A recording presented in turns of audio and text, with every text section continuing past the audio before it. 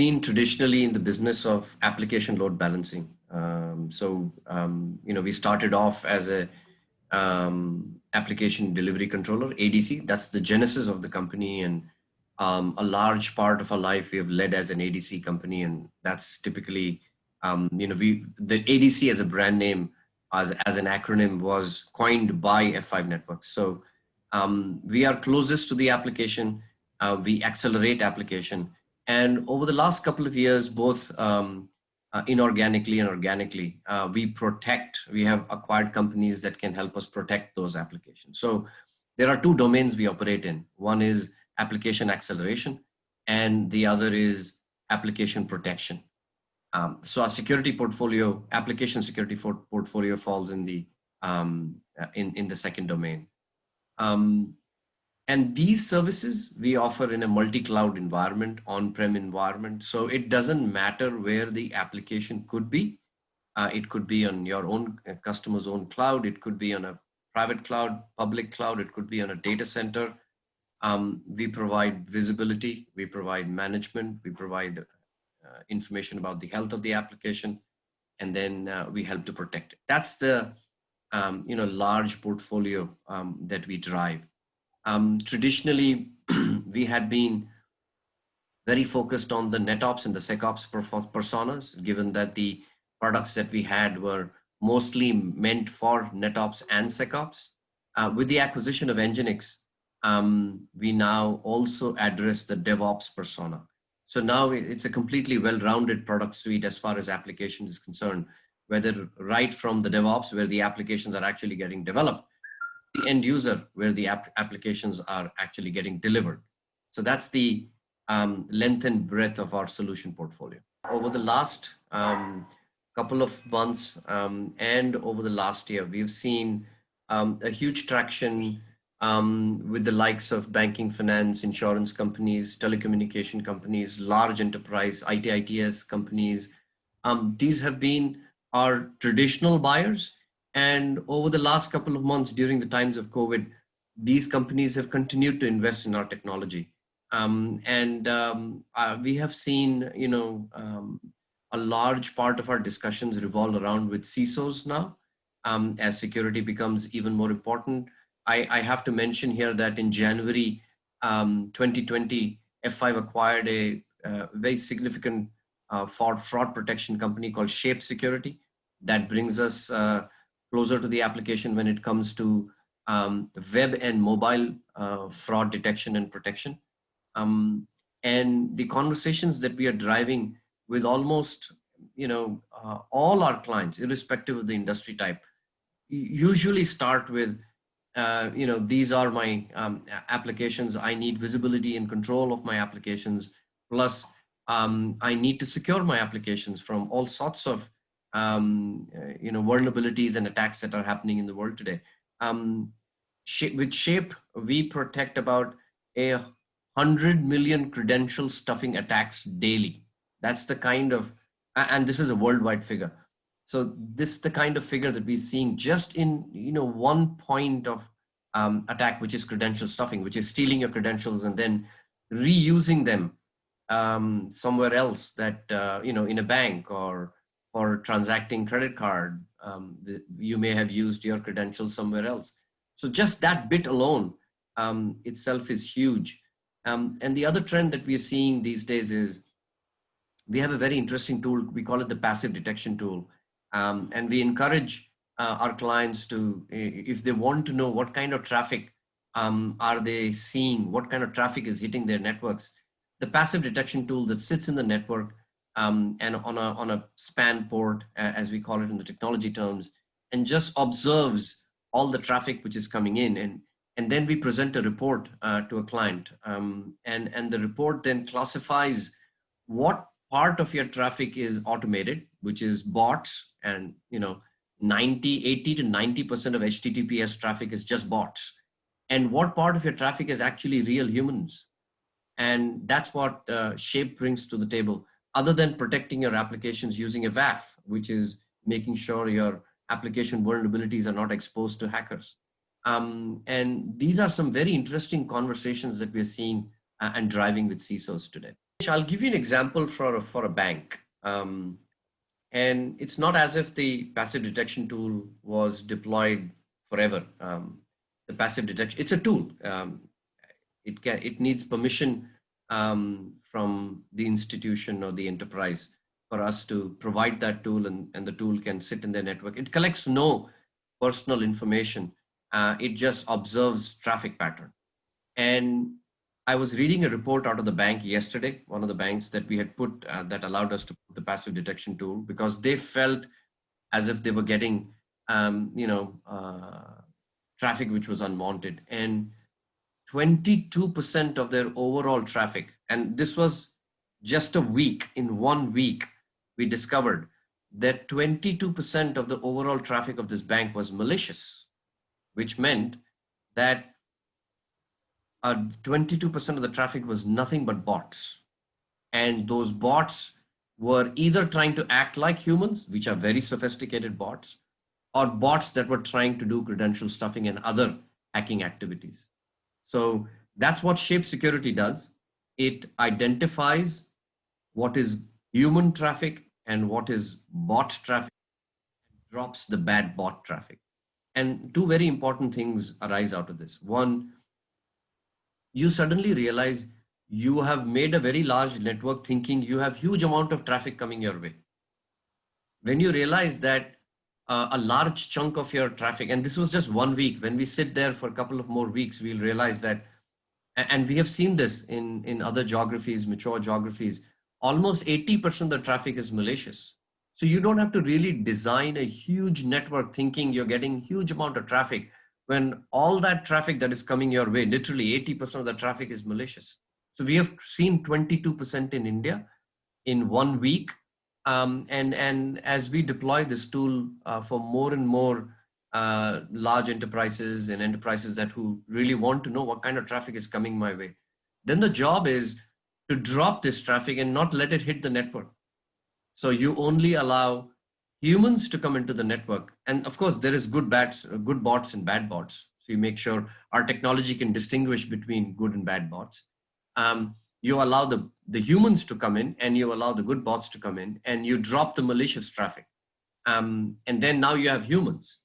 Now, it's not necessary when you have humans inside your network that they're all good. The other job then is to determine which human is good and which is a bad actor. And that's what, Shape Security is a two-layered model that does that. First, it drops the automation traffic, then comes the human traffic. First of all, if it's an RPA or if it's an IoT, which is internal to the organization, we don't get to see it at all. We are looking and listening to traffic which is coming from your internet. And if all the automation traffic is internal to your network, that is horizontal to your network and it continues. We are listening to traffic which is coming from external sources. If you're not connected to an external source and you have your own island of information in which you're only transmitting data that you know is good, then there is no point. There is no use case for Shape at all. The use case for Shape happens when you're talking to an external world. Have you heard the term zero trust? Correct? Exactly. So zero trust comes into being where even if I know you, I will not trust you. And even if I know you, I will verify you first. And that is required not internally inside your own network. Inside your own network, you know what the traffic is. There's nothing to secure there. You require these technologies typically when you have traffic coming from external sources that you are not aware of. So internal RPA, IoT traffic, that will continue to work. I'm saying even if it's external, because now organizations talk to each other, right, at the organizations level. It could be a partner of maybe that automotive company that is coming in to either receive or make a payment to the company. That could be through an RPA, that could be automated. We'll recognize that traffic type and not drop it. The Shape recognizes signals which are bad bot automation signals quite distinctively, and we have very rare false positives. Most of the engagement is digital in nature, and our buyers, the CISOs, are tech savvy, have tech savvy teams. So if physical was never a boundary or never a problem for tech companies per se, So we didn't have to tweak our model in terms of go-to-market at all. I don't think any tech company had to do it. It's just that what we are seeing now in terms of adoption rate is, so we have a regional POP in India that provides uh, web application firewall services in a managed service environment. So there are two options the client has. Do I want to take a WAF and deploy it to protect my applications inside my own premises? Or can I take that WAF as a service from F5? We are seeing a lot of companies now prefer taking it as a service model. It gives them, excuse me, two advantages. Number one is cost. It's a subscription model, it's as a service model. You don't own anything. We provide you it, we provide the whole technology as a service to you. Second advantage is, in India, it's very difficult to find skill set. WAF is a complex technology to deploy to protect your most important asset, your application. And to protect that asset, you require skill set either of your own or of a partner that is taking that technology to the market. And often, more than not, this skill set is very rare to find. So we take care of both the things. In terms of skill set, of course, we run a SOC from where we offer it as a service. Plus, it's cost effective because it's as a subscription now, and you don't have to pay money up front. So that model has seen significant growth. So we offer both WAF and DDoS. And now eventually with the Shape acquisition, Shape will also be available as a service as well as on-prem. But all these models are available. Over the last 4 months, let me say, I have quadrupled the number of clients I had over the last year. So in a space of 4 months, we quadrupled the number of clients that were there for an entire year for us. So you can then imagine the kind of traction we have. And the good part is, very recently we have seen one of our clients on such a service is actually a bank. So we have seen banks also come out and are ready to accept technologies such as WAF and bot protection in an as a service model, where they don't have to share with us any PII data. It's all metadata that we examine and provide signals to the bank in terms of or to that client in terms of what to do. No, telecom, banking, ITITS, government, consulting companies, all of these have been our clients in the past and continue to be. First of all, India does not have a data protection bill.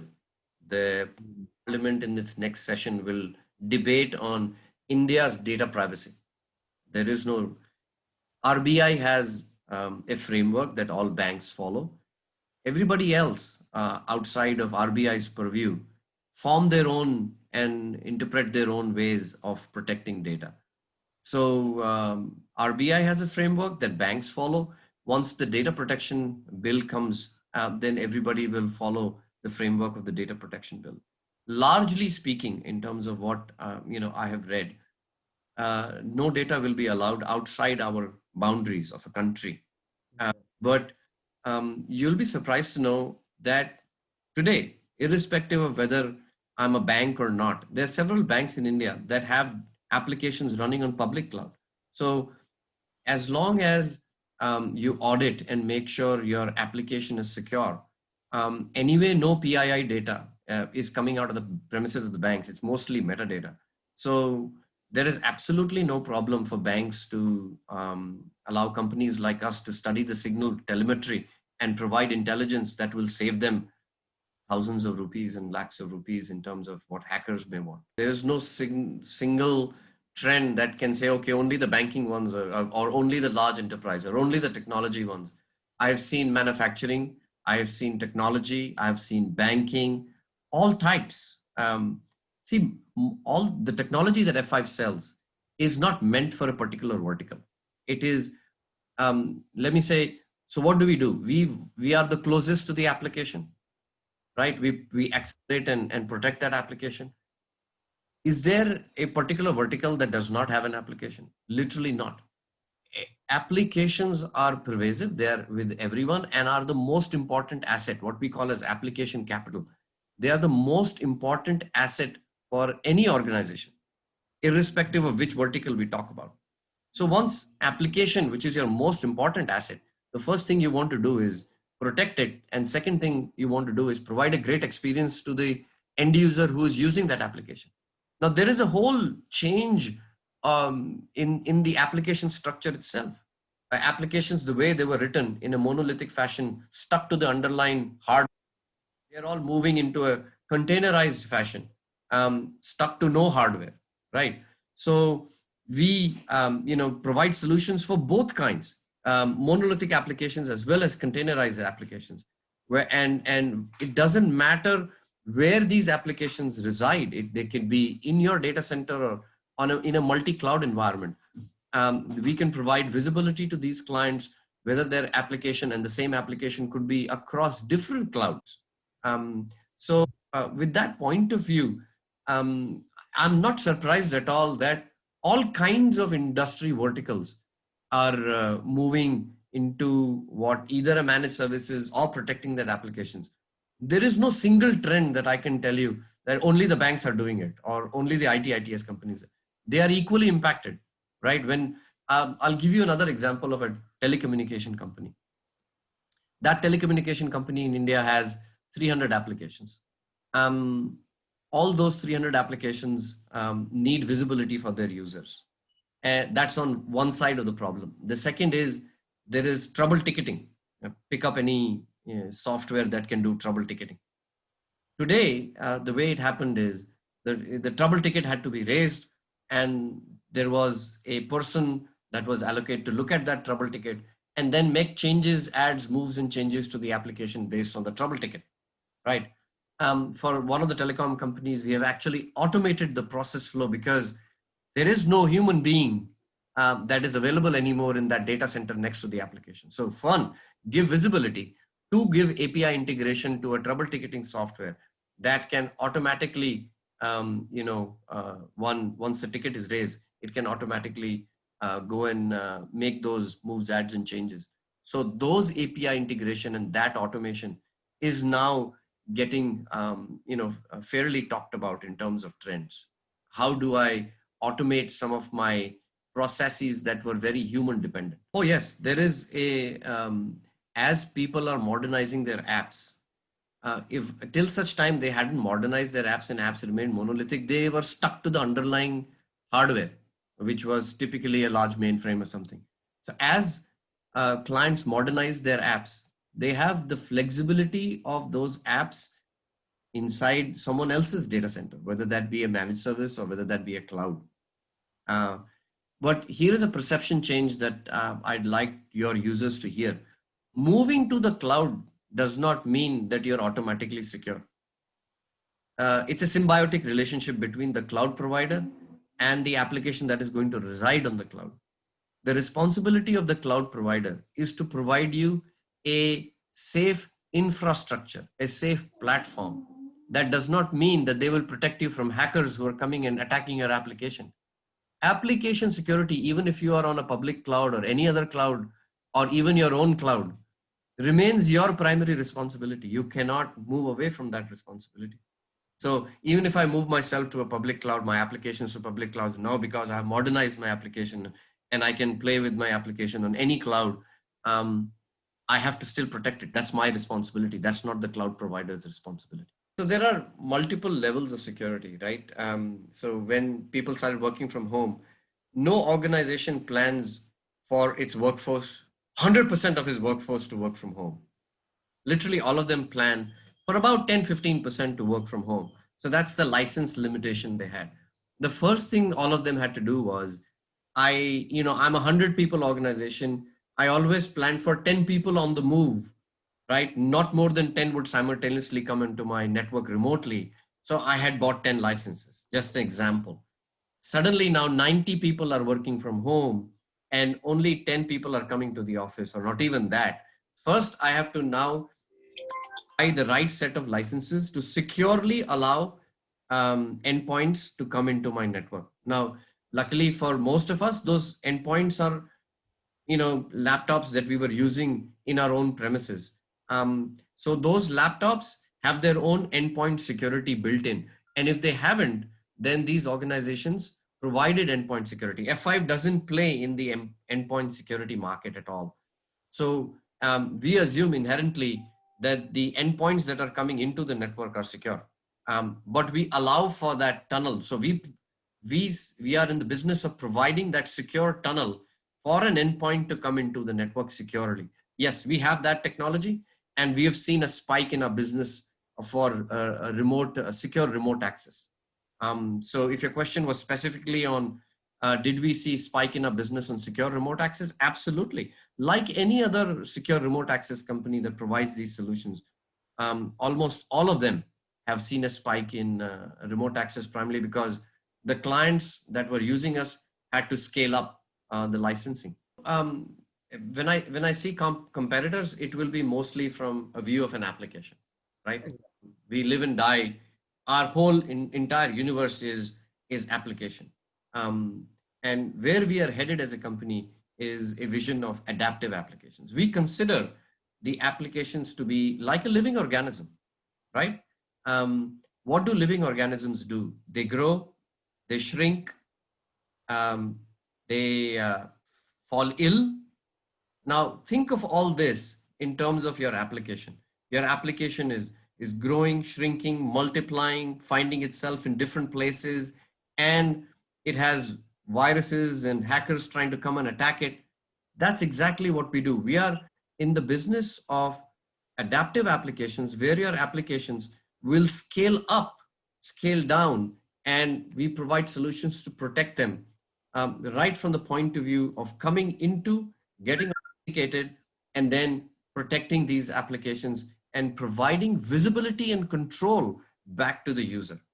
Um, I'll give you a very simple example that will kind of land the complexity of this whole solution in a very simple manner.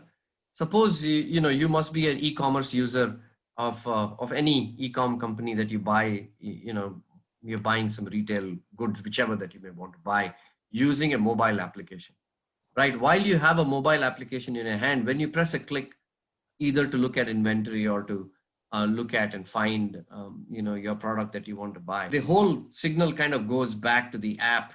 Now you may write the best app in the world, but just so that you know, the app, it could be the best app on the world, but it has to traverse through 13 different technologies before it reaches your mobile phone.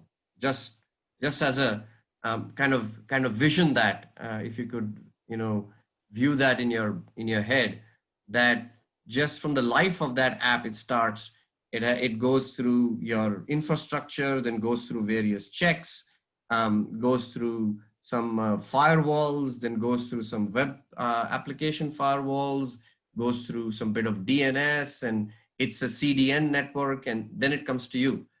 All of this is massive tool sprawl for any, like a e-commerce company, massive.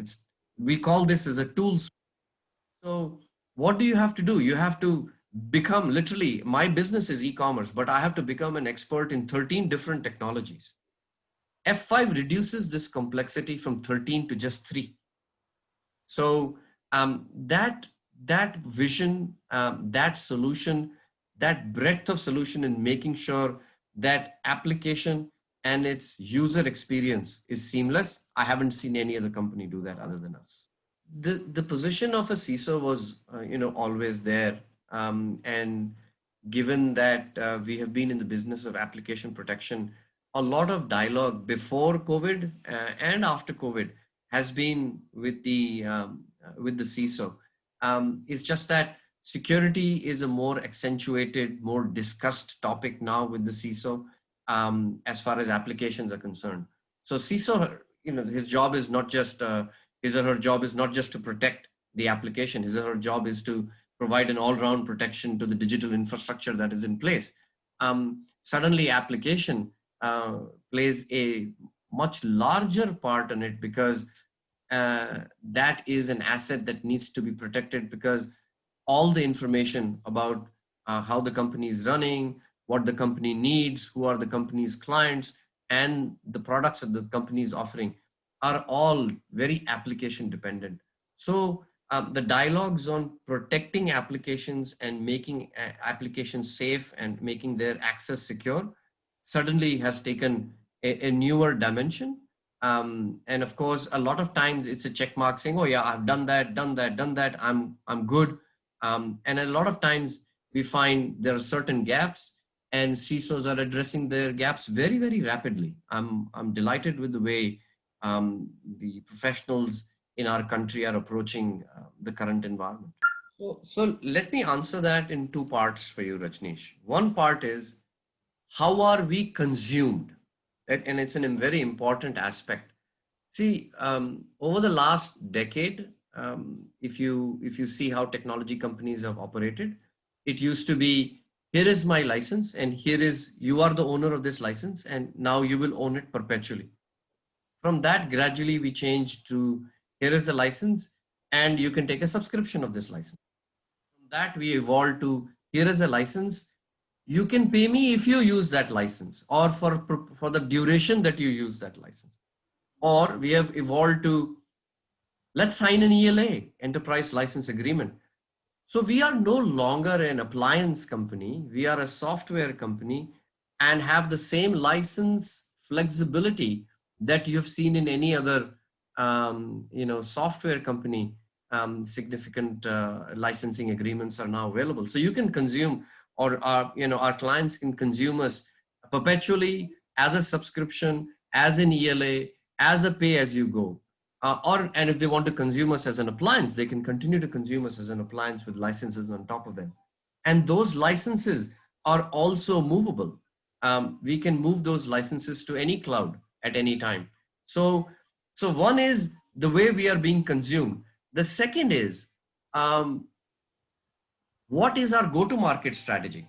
I'll just switch off my phone. In terms of our go-to-market, it's very standard tiered. We have distributors and we have partners. And these partners are value-added resellers. And we work with the partners and take our technologies to the market, take all these selling motions to the market, take all these offerings to the market in terms of both either on the cloud or on-prem, or whichever license methodology that the client may want to consume. So there isn't a massive change in terms of our go-to-market. We continue to be distributor, partner, F5. F5 does not sell directly in the market. We have a very respected and a phenomenal relationship with partners in the Indian market, and there is no reason to change that. Neither we are contemplating any change in it. So there are many that we have tested and interoperate with, and that happens at a global level. So we have a list of several OEMs, not just we have firewall vendors. We have so we interoperate with the firewall vendors. So our journey starts where the firewall journey ends. We are layer 4, layer 7 technology providers, right? We don't provide technologies below the layer 3. So we work very closely with all the firewall vendors.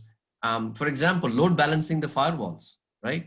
A company may have a couple of firewalls. We provide load balancing those firewalls. So there are several symbiotic relationships and interoperability testing that has happened and ratified and blessed by both sides of these solution providers that are in the domain of providing security. So our journey starts from layer 4 onwards, and underneath that and aside that, we interoperate with almost every provider that we have there. Let me first clarify a big misnomer in the industry today that we read about as if the government does not protect data. Nothing could be far from truth. I have worked with the government in the past. We have a government vertical in F5 that addresses government needs. But believe you me, the government is as sensitive to protecting the data, whether that be your Aadhaar or your government centers where you go and pay. Government is extremely sensitive, and they have deployed cutting edge technology, pretty much like any other large enterprise or a bank, to protect citizens' data. It's wrong to interpret that the government is lax in this department. They're not at all. When it comes to skill set, they're smarter. Their job is to govern. Their job is not to hire highly skilled IT individuals. So all of that is provided to them as a service, either directly by the vendors like us in a managed service scenario, or by the partners. So they have enough skilled engineers that can go and deploy and manage and configure. So that it's not government's own, ownership to have ponytail engineers and hire them for their use. I think the government is the smartest buyer in India today, and they know what they're doing at every step. Let me give you a figure which was very heartwarming for us. 22% of the business that we did this year, and our year ends in September and the new year starts in October.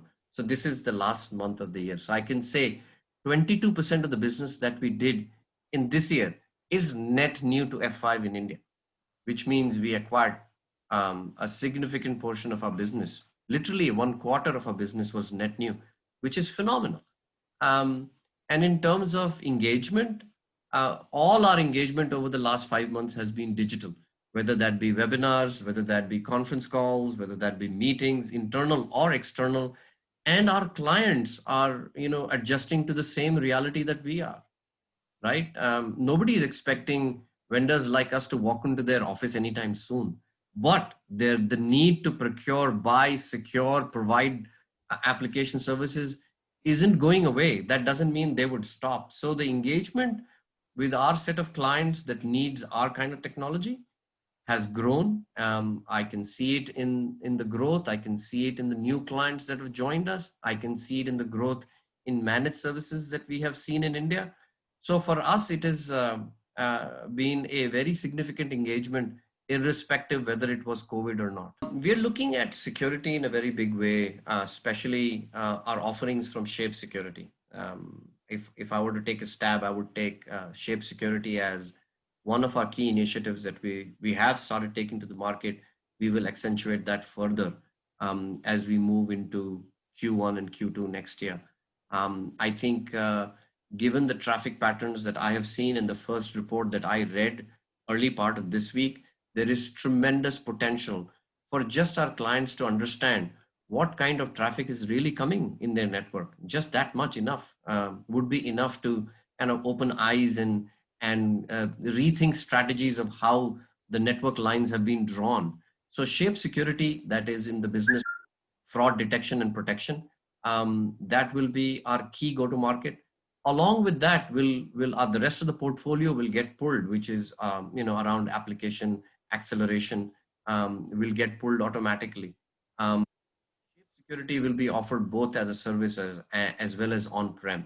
So we have recently launched what we call as SAFE, SAFE. The full form is Shape AI Fraud Engine.